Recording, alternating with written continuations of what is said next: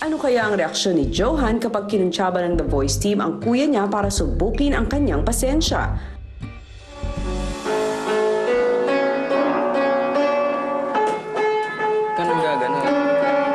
Nagiging jeje mo. Si Johan naasar yan kapag tinatanggal yung kamay niya, tapos sasabihin ko, mali yung ginagawa mo pagka sa piano. Hindi nga, gano'n. Hindi ko nga kaya malaki yung kamay mo. Kaya mo yan, yung octave mo, gano'n.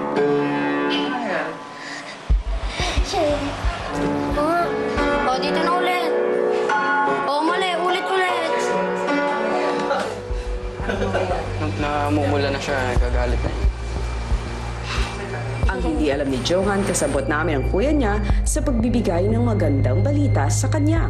Paano tayo makakatugtog if meron kang galit sa puso mo? Madaling mawala yung galit niya. Ang maliit na bagay lang ang gusto niya. Bigyan ko lang siya ng bubble gum.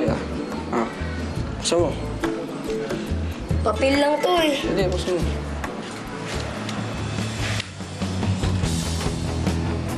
Bite daw tayo.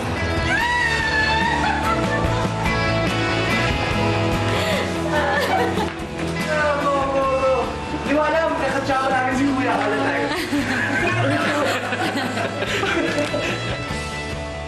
Kuya, bago sumalang si Bunso, anong gusto mong sabihin? Pag kami umikot, huwag kang ako mag-ahari sa bahay. Ay, ako! Dahil naikutan ako. Ayun. Walang ganun, ha?